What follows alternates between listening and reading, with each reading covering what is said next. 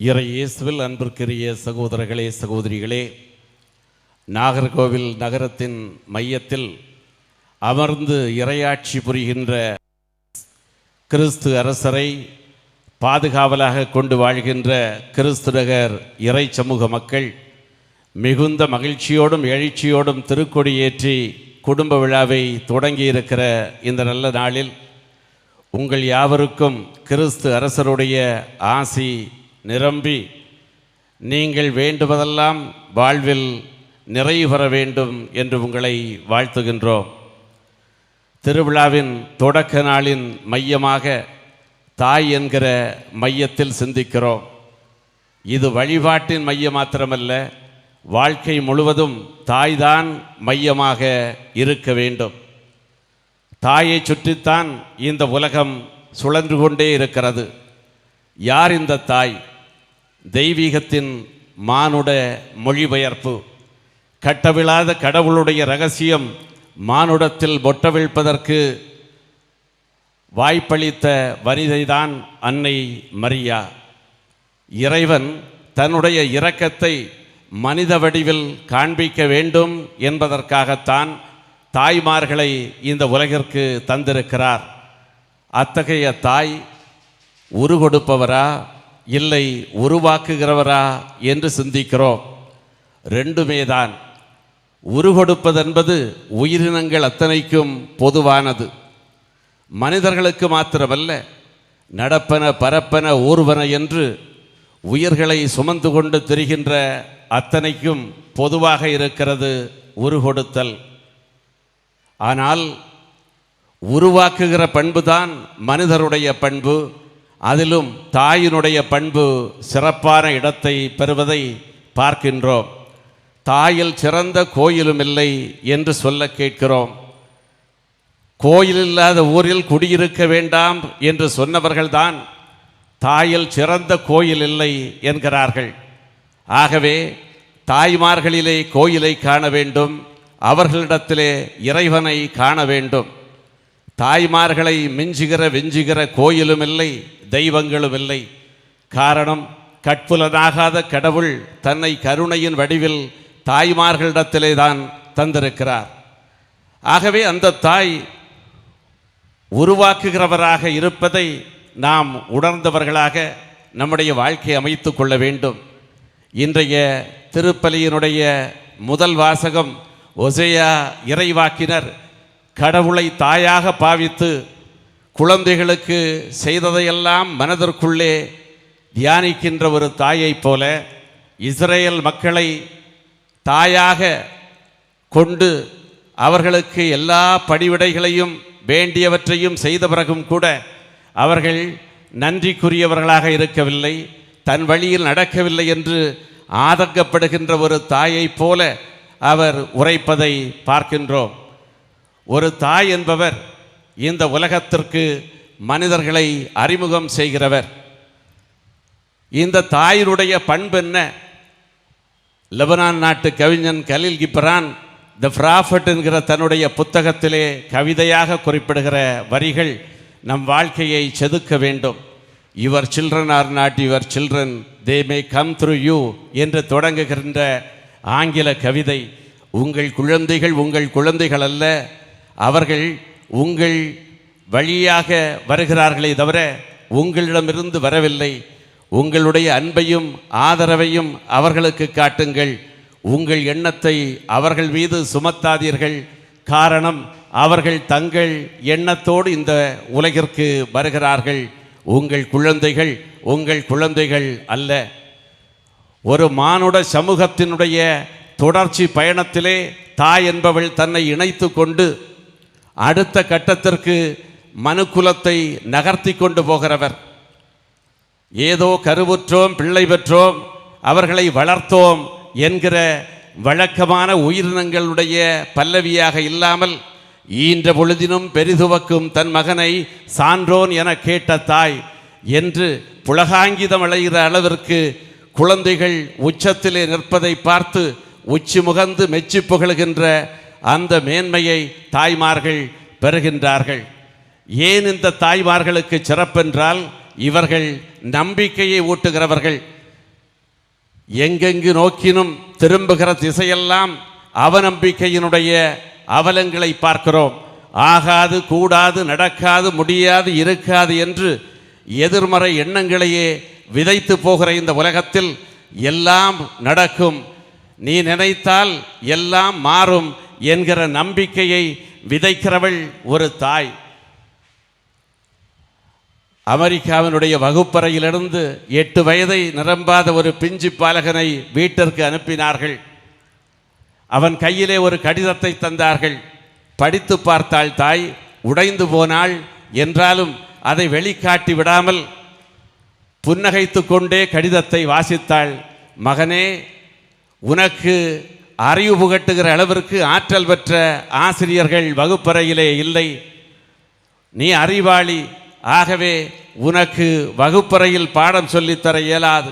நீ வீட்டிலே இருந்து கொள்ளலாம் என்று அவள் அவனை புகழ்ந்துரைத்து கடிதத்திலிருந்து வாசித்து காட்டினாள். அவனும் உருகி போனான். அன்றிலிருந்து அவன் பள்ளிக்கு போனதில்லை, வகுப்பறையிலே அமர்ந்ததில்லை. ஆண்டுகள் பல உருண்டோடின. 64 வயதை கடந்த பிறகு அவன் ஒரு நாள் மரணித்து போனான். அவன் மரணித்த நாளில் அமெரிக்கா முழுவதும் இரவு நேரத்திலே மின்சாரத்தை நிறுத்தி அவனுக்கு அஞ்சலி செலுத்தினார்கள். மின்சாரத்தை இரவெல்லாம் நிறுத்துகிற அளவிற்கு அவன் யார் என்றால், அந்த மனிதன் மின்சார சக்தியிலே ஒளியை வழங்குகின்ற மின்சார பல்பை உருவாக்கியவன்.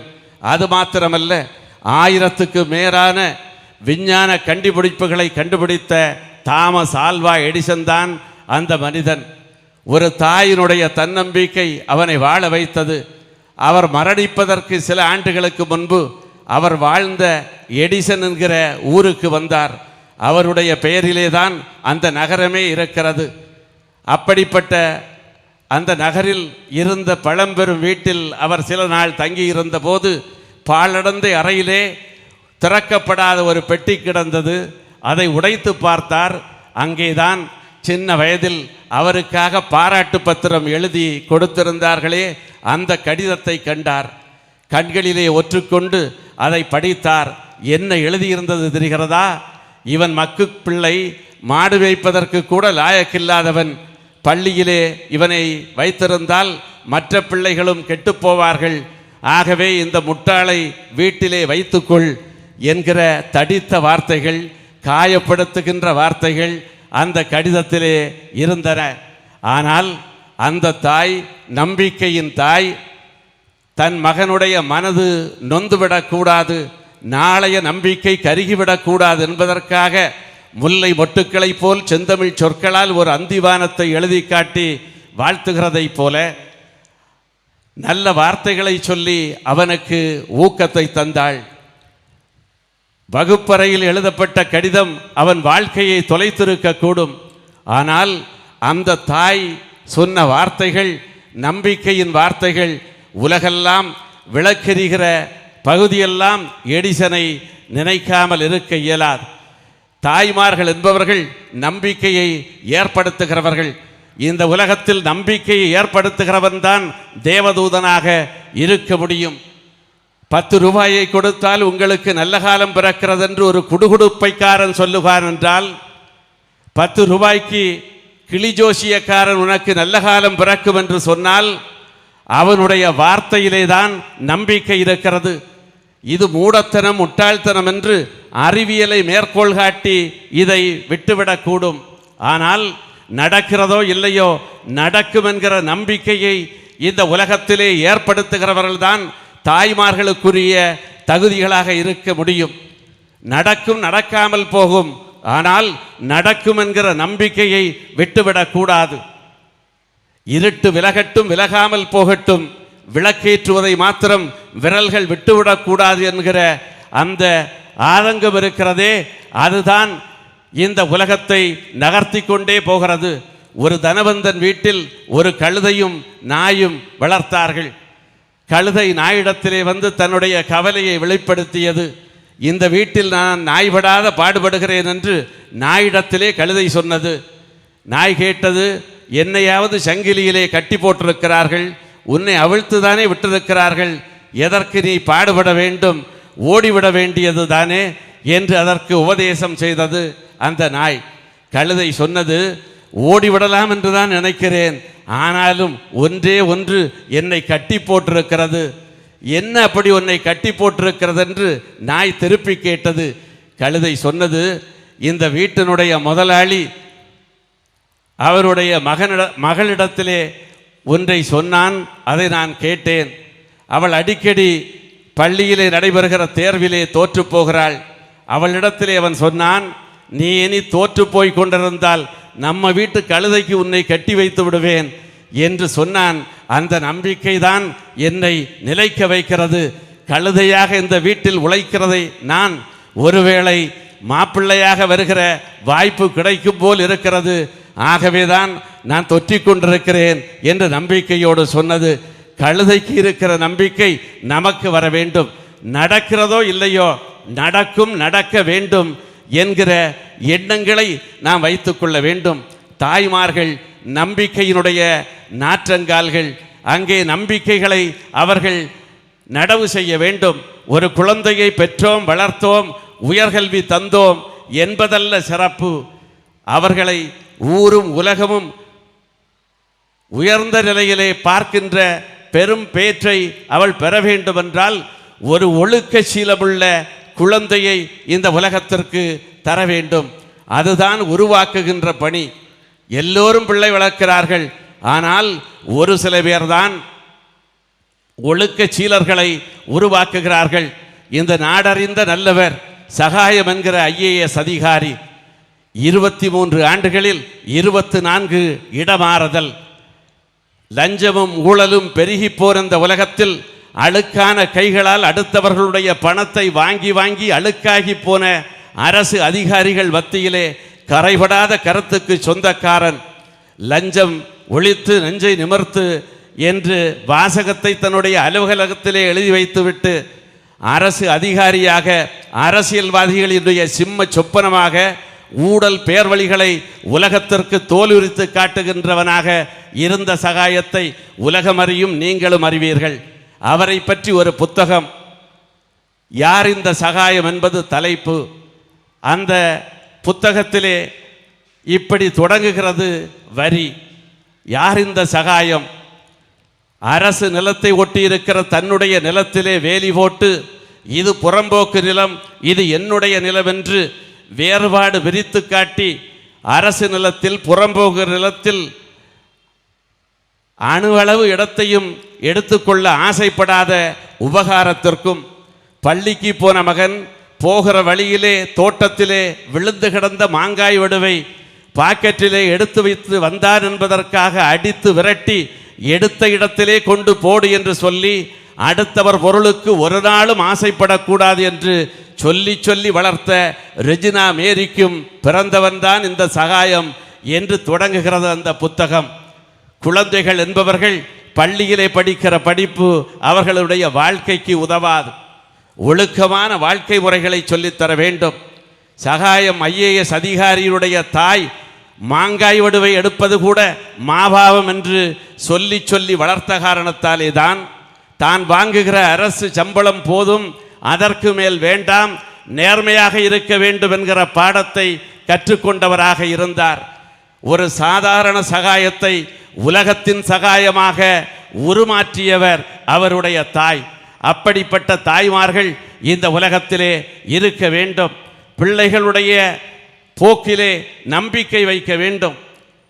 நெதர்லாந்து நாட்டில் வறுமைக்கு வாழ்க்கைப்பட்ட ஒரு குடும்பம் பகலெல்லாம் உச்சி சூரியனை உடலிலே சுமந்து கொண்டு காய்ந்த வயரோடு உழைத்தால்தான் மாலையிலே அவர்கள் வீட்டு அடுப்பு எரியும். அப்படிப்பட்ட வறுமை. அந்த வறுமைக்கு வாழ்க்கைப்பட்ட தாய் பகலெல்லாம் உழைத்துவிட்டு அந்தி சாய்கிற நேரத்திலே அடுப்பெரித்தாள். தன் மகனை அடுப்பருகே வைத்துவிட்டு அடுப்பை பார்த்துக்கொள் என்று சொல்லிவிட்டு வெளியே போய் வேலையை பார்த்தாள்.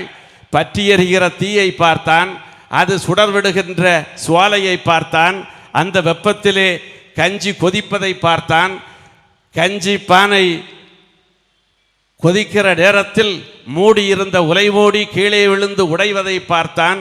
உள்ளே இருந்த கஞ்சியெல்லாம் தீஞ்சி போனதையும் அந்த சிறுவன் வேடிக்கை பார்த்தான்.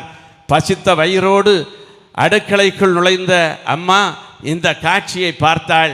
என்ன மகனே இப்படி செய்து விட்டாய் என்று அவனிடத்திலே கேட்டபோது அந்த ஏழை தாயின் மகன் சொன்னான், அம்மா நான் சிந்திக்கிறேன். சிந்திப்போன கஞ்சிக்காக அந்த தாய் கோபப்படவில்லை. மகன் சிந்திக்கிறானே என்று அவனை உற்சாகப்படுத்தினாள். ஒரு நாள் அந்த சிந்தனை அவனுக்கு வாழ்க்கையில் சிகரத்திலே ஏற்றி வைத்தது.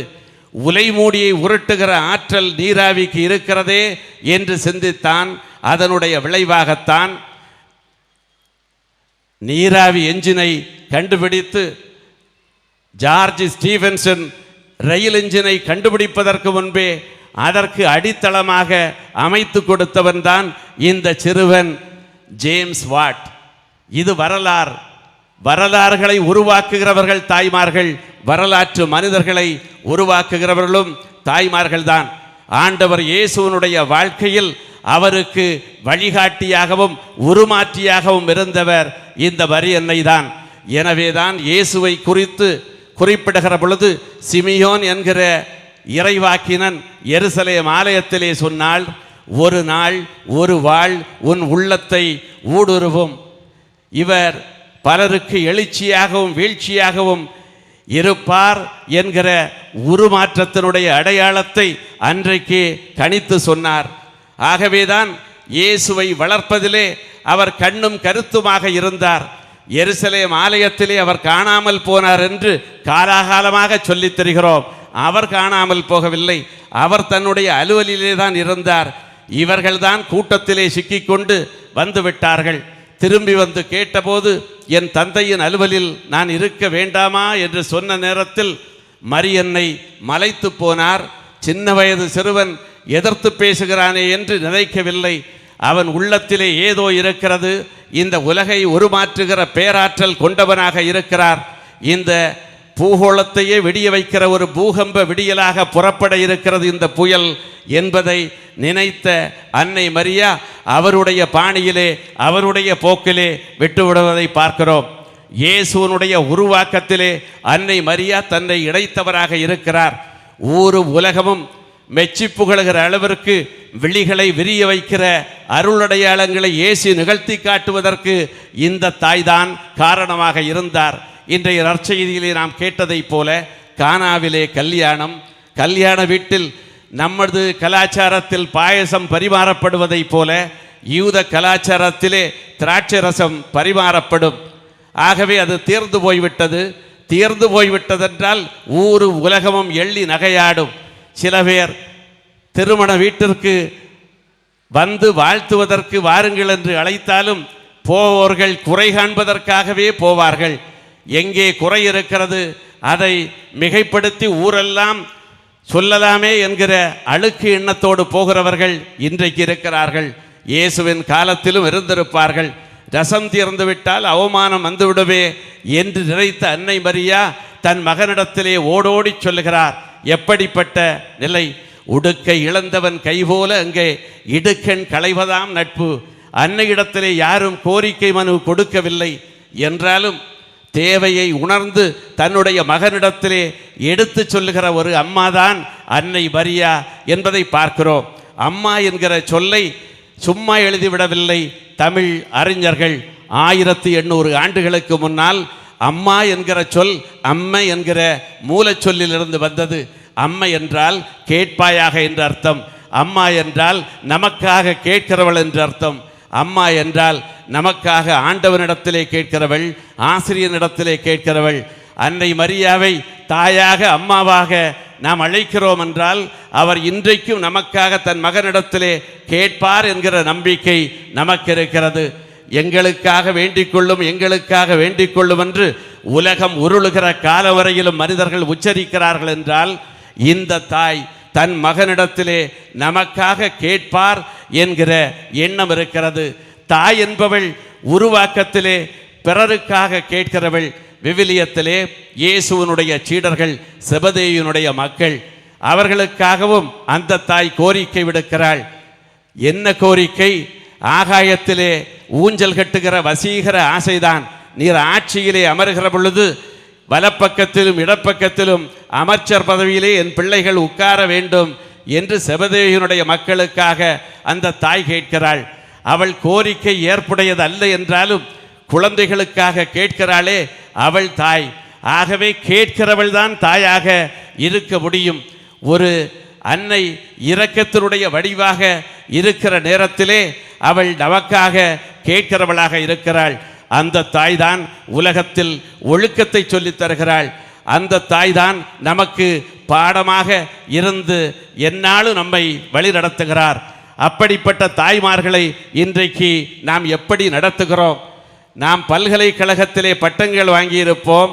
சிலருக்கு பெயருக்கு பின்னால் ஆங்கில எழுத்துக்கள் அத்தனையும் குத்த வைத்து உட்காருகிற அளவிற்கு டிகிரிகளை போட்டிருப்பார்கள். அது அல்ல சிறப்பு. அன்னையிடத்திலே கற்ற பாடம்தான் இறுதி வரையிலும் நிலைத்து நிற்கும் என்பதை மறந்துவிடக்கூடாது. அன்னைமார்கள் நம்பிக்கையை குழந்தைகளுடைய உள்ளத்திலே வளர்க்கிறவர்கள். நீரோ என்கிற கொடுங்கோலன், உலகமெல்லாம் அறிந்திருக்கின்ற அந்த கொடியவனுக்கும் ஒரு தாய் இருந்தாள். மகனோடு ஒத்துப்போகவில்லை என்பதற்காக கொன்றுவிட வேண்டும் என்று நீரோ கட்டளையிட்டான். அவனுடைய படை வீரர்கள் நீரோவின் தாயை கொல்லுவதற்கு குறிபார்த்தார்கள். அந்த தாயோ பல சந்தர்ப்பங்களில் தப்பிவிடுகிறாள். மகனுக்கு ஏமாற்றமாகி விடுகிறது. அந்த தாய் சொல்லுகிறாள், முயற்சித்தால் முடியாதது ஒன்றுமே இல்லை என்று சின்ன வயதில் என் மகனுக்கு சொல்லி சொல்லி வளர்த்தேன். ஆகவே என்னை கொல்லுகிற முயற்சியில் அவன் தோற்றுவிடக்கூடாது. படை வீரர்களே வாருங்கள், அவன் குடியிருந்த குகை வயிறு இங்கேதான் இருக்கிறது, உங்கள் வாளாலே என்னை குத்தி சாயுங்கள் என்று அவளாக போய் கொலையாளர்களிடத்திலே தன்னை ஒப்படைக்கிறாள். ஒரு தாய் மகனுடைய நம்பிக்கை நாசமாகி போய்விடக்கூடாது, நலிந்து போய்விடக்கூடாது என்பதற்காக போகிற காட்சியை வரலாற்றிலே வாசிக்கின்றோம். அன்னைமார்கள் என்பவர்கள் குழந்தைகளை ஊக்கமூட்டுகிறவர்கள். நலிந்து போன இந்தியத்தில் அந்நிய பகைவர்களை விரட்டுவதற்கு ஆளில்லாத நேரத்தில் மராட்டிய சிங்கமாக ஒரு வீர சிவாஜி வருவதற்கு அவனுடைய தாய் காரணமாக இருந்தார் என்பதை நாம் வாசிக்கின்றோம். தாறுமாறாக தெரிந்த அகஸ்தீனும் ஆண்டவருடைய வழியிலே வர வேண்டும், அவருடைய அறிஞனாக வர வேண்டும் என்று தாய் மோனிகா முனைப்பாக செயல்பட்டதை வரலாற்றிலே பார்க்கின்றோம். அண்ணல் அம்பேத்கர் இந்திய ஒன்றியத்தில் எவராலும் அசைக்க முடியாத அரசியலமைப்பு சட்டத்தை வடித்து காட்டிய சிற்பி. அவர் இங்கிலாந்துக்கு படிக்க போன நேரத்தில் கூட படித்த வெளிநாட்டுக்காரர்களெல்லாம் கேளிக்கைகளிலே தங்களை இணைத்து கொண்டார்கள். மது கிண்ணத்தோடு பவனி வந்தார்கள். அந்த நேரத்தில் அம்பேத்கர் அறையிலே இருந்தார், படிப்பை தொடர்ந்தார், வெளியே சுற்றுவதை நிறுத்தினார். வெளிநாட்டு நண்பர்களெல்லாம் ஒரு இடத்திலே கேட்டார்கள், ஏன் எப்போதும் அறையிலே கிடந்து படித்து கொண்டிருக்கிறாய்? எங்களோடு கேளிக்கைக்கு வர வேண்டியது தானே, மதுவருந்த வேண்டியது தானே என்று கேட்ட நேரத்தில் அம்பேத்கர் சொன்னார், என்னுடைய அம்மாவின் பேச்சை நான் இதுவரை தட்டியதில்லை. வெளிநாட்டிற்கு வருகிற பொழுது என் அம்மாவிடத்திலே சத்தியம் செய்துவிட்டு தான் வந்தேன். இந்த கேளிக்கைகளிலோ குடிவரிகளிலோ தீய செயல்களிலோ ஈடுபட மாட்டேன் என்று அம்மாவிடத்திலே நான் சொல்லிவிட்டு வந்தேன் என்று சொன்ன நேரத்திலே தான் வெளிநாட்டு வெள்ளைக்காரர்கள் வெட்கத்தாலே தலைகுனிந்தார்கள். காரணம், அவர்களுக்கு சொல்லுவதற்கு தாய்மார்களே இல்லை. அவர்களும் தாறுமாறான வாழ்க்கையிலே தெரிந்தவர்கள். எந்த சமூகம் ஒழுக்கம் நிறைந்த சமூகமாக இருக்கிறதோ அந்த சமூகத்திலே தான் முகில் விடுத்து வெளிக்கிளம்புகிற முழுவதியாக குழந்தைகள் தோன்றுவார்கள். தாய்மார்கள் கான்வென்ட் பள்ளிகளிலே பிள்ளைகளை அனுப்புவதற்கு கவலைப்பட வேண்டாம். நீங்களே பள்ளிக்கூடங்களாக இருக்க வேண்டும். அவர்கள் ஏடுகளிலே படிப்பதை விட உங்களிடத்திலே வீடுகளிலே படிப்பதைத்தான் பெரிதாக நினைக்கிறார்கள். இன்றைக்கு பல்லை தேய்க்கிறானோ இல்லையோ செல்லை தேய்க்கிற குழந்தைகள் தான் இருக்கிறார்கள். தாய்மார்கள் அவர்களுக்கு எப்படி இருக்கிறார்கள்? அவர்கள் முன் மாதிரியாக இருக்கிறார்களா? ஒரு தாய் சொன்னாள், நான் என் பிள்ளையோடு எல்லாவற்றையும் பகிர்ந்து கொள்வேன், அவ்வளவு ஒரு புரிதல், எல்லாம் நான் ஷேர் பண்ணி விடுவேன், அப்படி ஒரு அண்டர்ஸ்டாண்டிங். என்ன ஷேர் என்றால், மகனிடத்திலே கேட்கிறாள் தாய், மகனே மகனே உன்னுடைய ஃபோனில் உள்ள அந்த ஹாட்ஸ்பாட்டை ஆன் பண்ணிவிடு என்று, எனக்கு நெற்று தீர்ந்து விட்டது என்று தாய் காலையிலே குழந்தைகளிடத்திலே ஷேரிங் கேட்கிறாள் என்றால் நாம் எங்கே போய் கொண்டிருக்கிறோம்? ஒழுக்கமான ஒரு சமுதாயத்தை உருவாக்குகிற பொறுப்பு தாய்மார்களிடத்திலே இருக்கிறது. ஆகவேதான் தாய்மார்கள் தெய்வத்திற்கு ஒப்பானவர்கள். அந்த தெய்வத்தை நேரில் கலந்தவர்கள் தாயின் வடிவிலே காண முடியும். அப்படிப்பட்ட தாய்மார்களாக நாம் மாற வேண்டும். இந்த அழுகிப்போன சமுதாயத்தில் ஒழுக்கமான ஒரு நிலையை எட்டுவதற்கு தாய்மார்களால் தான் முடியும். அந்த வாய்ப்பை இறைவன் தர வேண்டும். கிறிஸ்து அரசர் இந்த நாளிலே தாய்மார்களுக்கு தர வேண்டும். ஒரு நல்ல சமூகத்தை உருவாக்க வேண்டும். ஒழுக்கம் நிறைந்த சமூகத்தை, சமூக சிந்தனை நிறைந்த ஒரு மாற்று சமுதாயத்தை உருவாக்குகின்ற முயற்சியிலே தாய்மார்கள் தங்களை இணைத்துக் கொள்ள வேண்டும். அந்த அருளை கிறிஸ்து அரசர் நமக்கு தர வேண்டும் என்று இந்த நாளிலே தொடர்ந்து மன்றாடுவோம். ஆமீன்.